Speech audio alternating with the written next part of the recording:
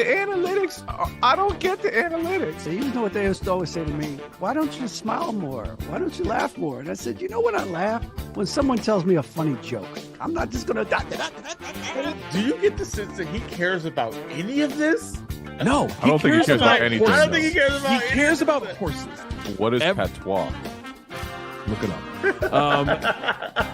How do you even spell patois? Yes, I already knew you didn't know that one. I thought it was patois, P-A-T-O-I-R. I Googled it, and it pulls up Urban Dictionary. A stupid Frenchman who was a Boy Scout and had sex with a moose. What? So how do you spell patois? I know it's stupid. I don't care. Come on. And you know why there's pressure on you, pal? You know why there's pressure on you? Because you've never gotten out of the second round.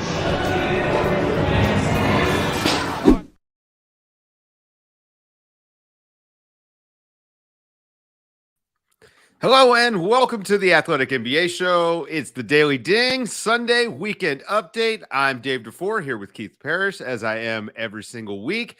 Keith, we got a huge Game 7 on Sunday, and Stephen Curry is the biggest story. The most points ever scored in a Game 7 elimination game, 50 points. Steph Curry just shut down. The playoffs are over. This was the championship game, and the Warriors won.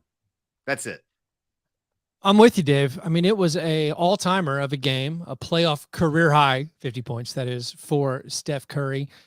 It's one of those things where we've looked at this regular season and postseason. We're always talking about, like, what's the deal with the Warriors all year? You and I all season have been going on. Like, do we care if they never win on the road? And then even this series, you fall down 2-0, you win 3 straight, despite having some issues. No Draymond for a game, Steph calling a timeout when he didn't have a timeout. Then the Kings all of a sudden strike back, take that Game 6. We're like, man, we got a Game 7. They got to go and have a chance to light the beam in front of their home crowd. And Stephen Curry says, no, sir. This is me, NBA legend, like further cementing my place in history, basically. I know it's just the first round, but to drop 50 points, like you said, the most points ever in a Game 7 I know it wasn't single-handedly. I mean, he got some offensive rebounding help from some of his guys, but Steph was, I don't know the proper term is, just an assassin. He's just the guy you can't take out. And like, I know this feeling the Kings are having. Like, I'm a Grizzlies fan. Last year, we were 2 seed. We're taking on the Warriors, and just like, man, they got Steph Curry. Nobody else has Steph Curry. And it's this overwhelming force. And there's honestly, we have to think of things to say. But I was going to say, there's nothing you can say. The guy's just Steph Curry, and no one else is. Yeah, he's incredible. And he was doing it everywhere. I mean, he was 7 of 18 from 3. He was 20 of 38 overall from the field. Only shot 5 free throws in spite of all the layups and trips to the basket that he got. Don't expect that to get a lot of run in the next series against the Lakers. I'm sure Warriors fans will not pay attention to that at all. He had 8 rebounds, Keith. He had 6 assists. I mean, he really just did everything for this team, including, played better defense than he played in Game 6. This Warriors team, as you mentioned, they struggled on the road all season long. I mean, the 2 biggest road games of the year for them, they won, though. And this is just what they've done time in, time out. This is why I trust this team to potentially win another championship, especially with the Bucks being out of the picture. Because when it comes playoff time, they just know how to get these wins. You mentioned Curry didn't do it all alone. Kevon Looney had an incredible game. He had 11 points, 21 rebounds, 10 offensive rebounds, and 4 assists in 31 minutes. He was 4 of 5 from the field. The guy, he was dominant. And again, much like we've talked about the Warriors all season, like, what's the deal on the road? We've talked about Kevon Looney all season. Like, that guy, he's just a rock they can go to. And maybe in the regular season, they don't care. They turn away from it. He and Wiggins, huge reasons outside of Steph for them winning the title last year. He comes to again. He had 3 20-rebound games in just this series. He had 9 offensive rebounds in the second half. I mean, this third quarter, you saw it where that was where the Warriors just destroying the Kings on the glass. I mean, bless the Kings' hearts. They could not get a stop. They couldn't clear the glass. And eventually that extra possessions, the extra shots for the Warriors became that Steph Curry avalanche. It was that snowball rolling down the hill to when he finally, I can't remember the exact score in the fourth quarter. He hit one of his few just absolutely ridiculous 3-pointers. And on the next possession, he basically ran into Andrew Wiggins, who was lost on offense. He's like, Steph's running around. They're looking for him. Wiggins is like oblivious that Steph's coming around the screen or whatever. Like Steph slams into Wiggins. He doesn't care. He like just bounces off like a pinball, takes a couple dribbles and hits like 15-foot floater. And at that point, everyone's like, well, they had Steph. We didn't. Game's over. I love that play so much because it's actually one of my favorite things about Steph is that even if you're stagnant on offense, he's not. And he's going to try to use you. He was actually trying to use Wiggins as a stationary screener to come around and catch the ball to get an open look. And Wiggins didn't know. Now, normally Wiggins is pretty good about stepping over and getting out of the way. But that moment was funny. But the fact that he hit this contested floater, I mean, it was his night. You know, it was really his night. It was the Warriors' night. But we should talk about the second half because I think that's where the Warriors championship defense showed up. They only allowed 42 points to the Kings after halftime. I mean, they were down by 2. They win the game by 20. That's really that second half is where they turned it on, especially in that third quarter. Draymond Green was incredible. Draymond Green didn't get credit for any blocks in this game, but I'm pretty sure he got his hand on a couple of shots that were deflected. He did get a couple steals. He had 8 assists. But when you can defend at this level, you know, it was a rough Wiggins offensive game, but it was a great defensive game. You mentioned help on the offensive glass. He had 4 offensive rebounds. Klay Thompson struggled. Can't get around anybody, couldn't get an open look, plus 30 for the game. He was great defensively in the second half of this one. That's really where the Warriors won. Well, the difference in the game, I mean, it's very simple to say. The difference in the game is Steph Curry, but literally everyone in the second half shot 32% except Steph. Like you take away Steph's shots from the Warriors in the second half, they were also struggling from the field. But in what often happens in NBA playoff games, it devolves into a rock fight. And you might say, who has the most grit, who has the better defense, the better offensive rebounding. And then you need that one spark of difference. And that's Steph Curry, where he could do all the magical stuff he did. Because like Wiggins and Looney are doing the dirty work. Because Draymond, despite, never having huge offensive numbers, although he scored a lot in game 6. Draymond just doing all his defensive stuff. And now the Kings, they had a very exciting, good year. They were great from start of finish to start of the season to the finish of the season. Now you're like, all right, we did it. Now what's next, basically? And it probably is that we got to get a front court. We got to get some rebounds. We got to get some defenders. But I mean, they had an incredible season. You ran into the defending champs. Yeah, well, let's talk about the front court a little bit because I do think that, that was the issue in this series over and over and over again. Domantas Sabonis got them to the playoffs.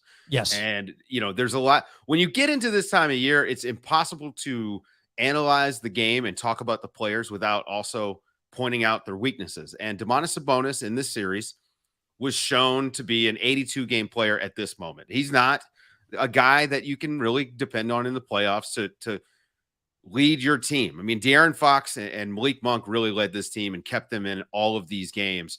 And Sabonis just was ineffective. I mean, he had 22 points in this game. He did have 8 rebounds. He did have 7 assists. But the Warriors were not concerned about him whatsoever. They were able to blow up the Kings' offensive game plan just by sagging off, forcing him to shoot free throw jumpers, which, by the way, he hit a few. I mean, there was a funny sequence where Steph missed 2 free throws, and they leave Sabonis wide open, and he hits one from the elbow. And somehow the Kings aren't playing well at this moment, right? Like it's one of those things where they've played right into the Warriors' hands. They just got lucky to hit a couple there. And I'm not a guy who's like, you got to go tear this down now and get rid of Sabonis because he's a good player. He's going to get you to the playoffs over and over again. But you got to have a curveball, Keith. Well, in this specific matchup too, and maybe if you paired Sabonis with a different 4, they couldn't figure it out. They decided their strength was small ball. Small ball with the guards, but Harrison Barnes barely played. They didn't. Trey Lyles has had a nice kind of revival basically for his season this year. But yeah, the offensive stuff that Sabonis does in the regular season, he can mangle bad defenders, but when he's up against a good defender, be a Wiggins, Draymond, Looney triumvirate, be it against a Steven Adams or somebody in the regular season, you see some of those flaws. Okay, he's not a one size fits all kind of offensive hub. So now the Kings have to figure out how do we best complement him. But I do feel like they've discovered some stuff with Malik Monk. I mean, just a Absolutely. huge series from him. I mean, it was a disappointing series from Kevin Huerter, who's helped them all season. But again, the Kings have options now, and you just have to tip your hat and be like, Steph Curry missed 2 consecutive free throws against us and still scored 50. What are you going to do about that, Dave? What are you going to do? Also, should note, Keegan Murray is a Yeah. great story coming out of this because he was not good in the first couple games. He really turned it around. I thought he was great in this game. Obviously was great in that game 6. That's a huge story. When your rookie is getting quality playoff minutes, I mean, he plays 28 minutes in this game, key part of the rotation, actually played really good basketball and was instrumental in a couple of their wins, or in at least one of their wins. So I think they had a great season. This is kind of the best. If you're a person like me that you just kind of root for what's the best story to come out of this, because I don't really root for outcomes. I just want the best thing. It's the Warriors win in 7 in this sort of game where Steph Curry goes off, but that the Kings were in it. They didn't get blown out. You know, this wasn't something where they were just happy to be there, roll over, go home in 5 games, Keith. They actually were in this thing and had a shot to win it up until 24 minutes left in the game. I mean, I think that's a huge thing. And so, you know, if you see people or hear people immediately going to the, oh, wow, can't believe that they did that or whatever. Well, here's the thing, man. There really weren't any adjustments you could have made in this game 7 that were going to work. Alex Len wasn't the answer, even though Alex Len was an answer for like 10 minutes a game here and there throughout the series. If Sabonis wasn't going to be the guy to get it done, if Trey Lyles wasn't going to be the guy to get it done, it just wasn't going to get done. I also have faith that if there was an answer, if there was an adjustment to be made, Mike Brown would have known what it was. Absolutely. Like Mike Brown made this. He made these adjustments for the Warriors last year when Steve Kerr had to step away from the team. And like, he got some big wins in the postseason as head coach. And now he comes to the Kings and he's facing his former squad. I feel like he knows probably all the things that were exploitable, all the weaknesses. And he obviously knows his own players. It just, when you run into an all-time great who is pitching an all-time great game, and then again, you have these complementary pieces. I mean, this is maybe a time we can praise this Warriors front office for like just getting the Dante DiVincenzo, just getting a Gary Payton too, to come in and soak up minutes and to complement what you already know you have. Although, frankly, they did ride the starters the whole second half. It was mainly, they played the big guns. They did not veer away from Kevon Looney for like a Jordan Poole. No. That's regular season ball. Like they went with Looney knowing this is the man, Mr. 20 rebounds himself, who's punishing this undersized Kings front line. Listen, I told Ben Taylor if Kevon Looney plays every competitive minute for the Warriors in the playoffs, I think that they can go back to back. That's how good that guy is. And the Warriors only got to get a couple days off.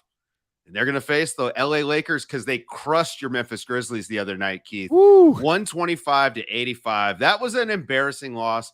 And I'm not going to get into the stuff that happened after the game or didn't happen after the game. Like there was not much media coming out of the Grizzlies locker room. Let's just say the guys are going to get into that on Buds tomorrow. We're going to leave that for them.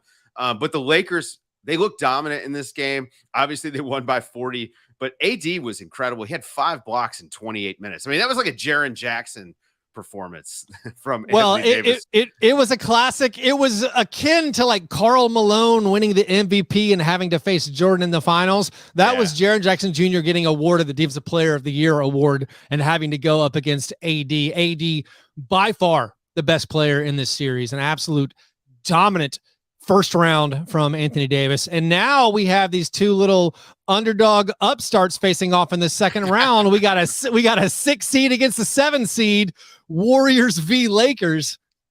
I mean, this has worked out. Look, there are going to be a lot of people that say that this has worked out well for the ratings. I don't care. I'm watching these games anyway. Well, those people aren't wrong. They're not wrong. Really, what we got is Steph Curry versus LeBron James. Again. Yeah. Which is the story of, the last 10 years almost of basketball. It's these two going head to head. And, for this stage of their careers, I mean, Steph obviously still a champion. LeBron trying to get back there, but just won a title a couple of years ago. This could be the last dance between these two. And I don't know. I think I think I'm absolutely looking forward to it. I have very complex feelings about both of these teams. I mean, maybe I used to enjoy watching the Warriors a little bit more, but like as far as like NBA history wise, I mean, I was telling people during the Kings game, we're like, I like cheering for the Kings, and maybe I'm rooting against the Warriors a lot.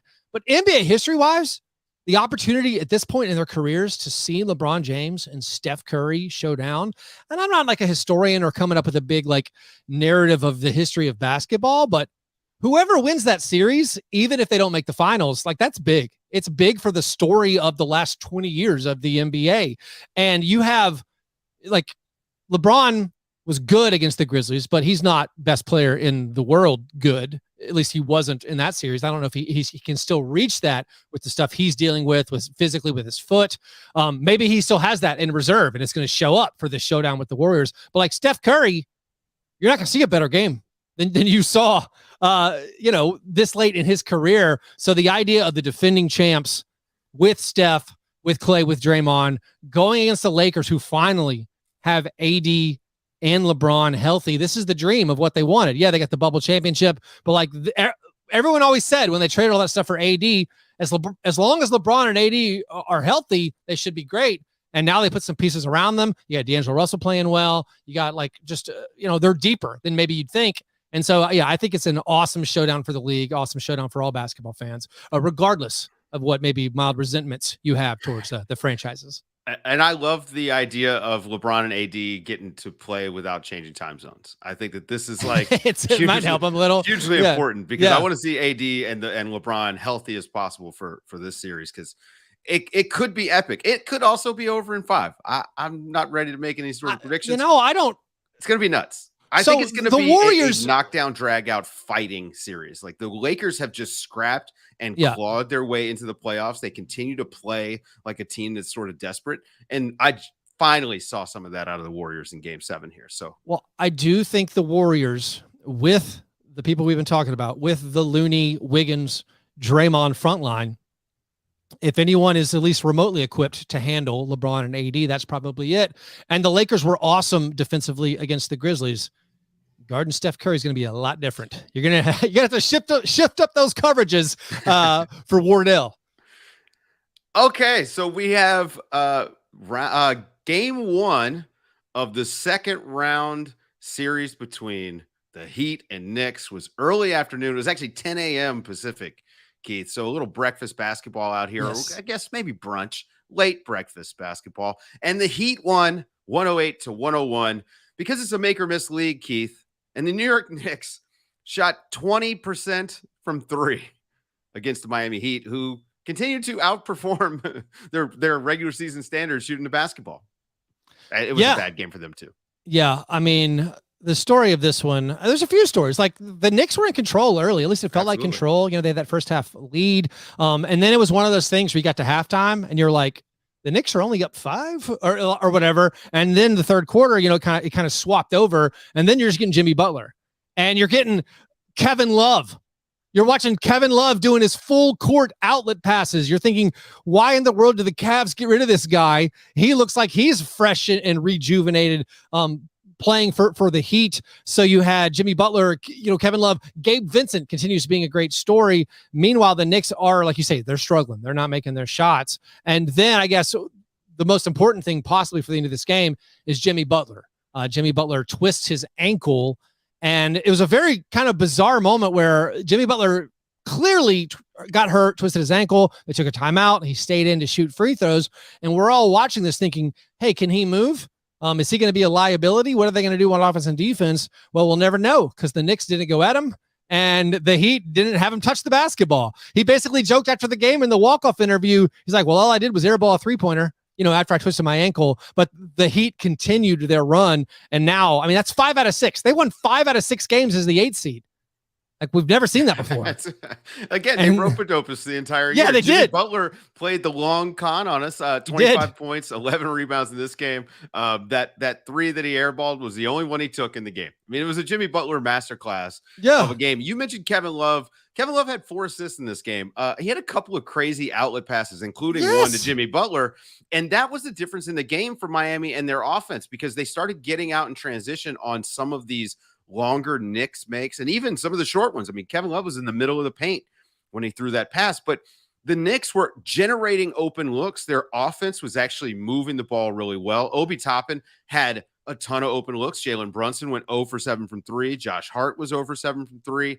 RJ Barrett, 1 of 5. These guys were missing open looks. And I'm not going to make this a thing about, well, hey, the Knicks missed some shots and that's why they lost. But this is a game where you can go and look, and they're probably 8 to 10 just looks that they should have hit. Momentum, swing, shoot, right? Like, and stuff that normally drops in NBA games that they just didn't hit. And so they got to find a way to just convert on those looks. I think offensively, they were okay. What they can't do, Keith, is give up the stuff that they were giving up at the other end. I mean, number one, got to keep the Heat off the free throw line. That's priority one on the scouting report. They give up 29 free throws in this game. Obviously, Jimmy Butler is going to do his work. But you can't jump after the 2 pump fakes because you know what he's trying to do, Keith. Yeah. I mean, this was, again, it was like this whole playoffs. There's been so many of these things where, like, you look at these teams on paper before the season. We're like, oh, that's a really good team. And then we played the regular season, and you're like, oh, Kyle Lowry doesn't have it anymore. Kevin Love, he's at the end of the rope as far as his career. And then, like, oh, Jimmy Butler, all right, this team can't shoot enough. But then you get to the playoffs, all of a sudden, Kyle Lowry's blocking shots like crazy, or he's just stripping the ball every time a guy drives at him, and the Heat are grinding out this, like, I mean, it was kind of a throwback score, like no one was really scoring. A lot of that is the Knicks missing those open 3-pointers, missing a bunch of free throws, but I'm impressed. I'm impressed by the older NBA players just being like, it's playoff time. Cool. It's go time. I'm going to play good again. Yeah. I'm going to do that next season. I think, here at work. Podcast wise. Just going to mail Well, I was just thinking you've been hitting your stride postseason. I didn't think you still had it. I thought you lost your fastball, but look at you, man. That's right. I've been gearing up, but don't You've been bite on saving my for the pump fake. playoffs. I'm just trying to get to the free throw line. I'm trying to drift my way to some wins over here. There was another game won in the second round. This one in the West. The Nuggets look pretty damn good. 125 to 107. They just handled the Suns. And Keith, we talked about this in the pre-show. Everyone for Phoenix that you expect to have a good game had a good game. Kevin Durant, 29 points. Devin Booker, 27 points. But then what happens, Keith?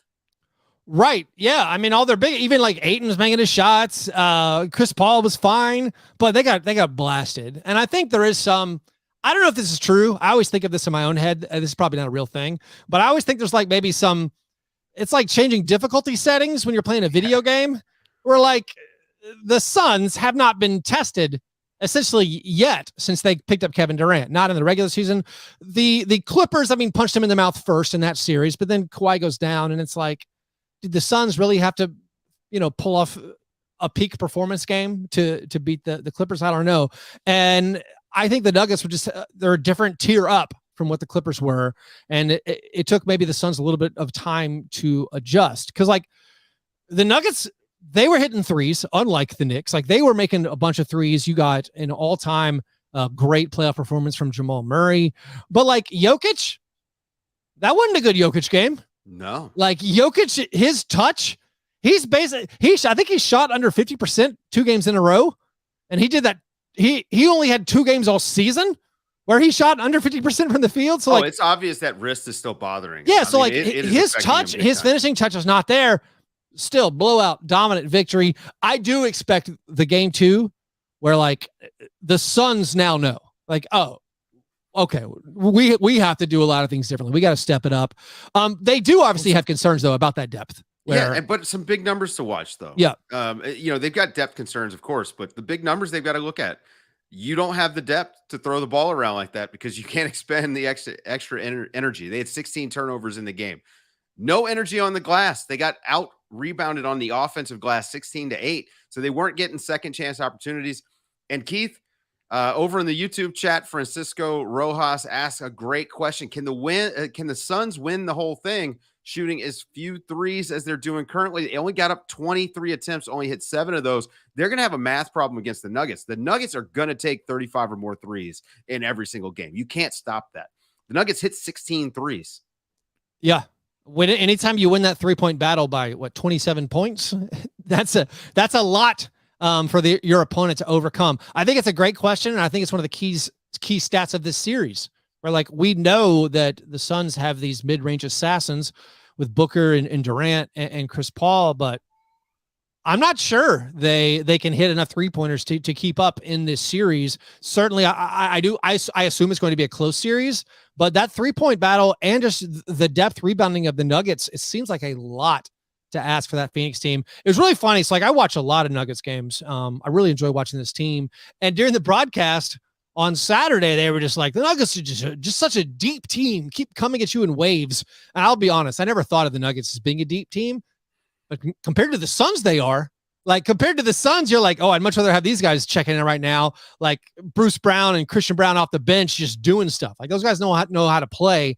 And they're like, they don't need, the Nuggets don't need their offense as like essentially as the Suns need. Like, they have to have Josh Okogie make some threes. Like, in an ideal world, Okogie can just do his stuff, which is, rebound, hustle, knock down an open three, but like they don't depend on that scoring, where the Nuggets, I feel like, have the freedom to be like, hey, anything we get from Christian Brown, icing on the cake. Oh, Jeff Green's making shots tonight, icing on the cake, because we have our main guys, where the Suns, like, hey, we really need Landry Shamet to make some shots, because we can't play 5 guys 45 minutes and up. Like, it's gonna be too hard to take out this really good Nuggets team doing that. Well, that minute load is actually something to watch for the Suns. We know that Booker and Durant were up in the mid 40s, 44, 45 minutes a game in that first round series. And maybe they lucked out a little bit by waving the white flag fairly early, because Kevin Durant only played 36 minutes and Booker only played 40 minutes. The Chris Paul question is going to have to be answered. Like, can he be consistent? I worry, whether he can be consistent. And obviously DeAndre Ayton putting no pressure on the basket offensively, it just allows Jokic to chill out quite a bit on the other end. Jokic only had 1 foul in this game. That's something that I think if you're talking to DeAndre Ayton, you're saying, look, you got to go and just work a little bit, try to get this guy in foul trouble.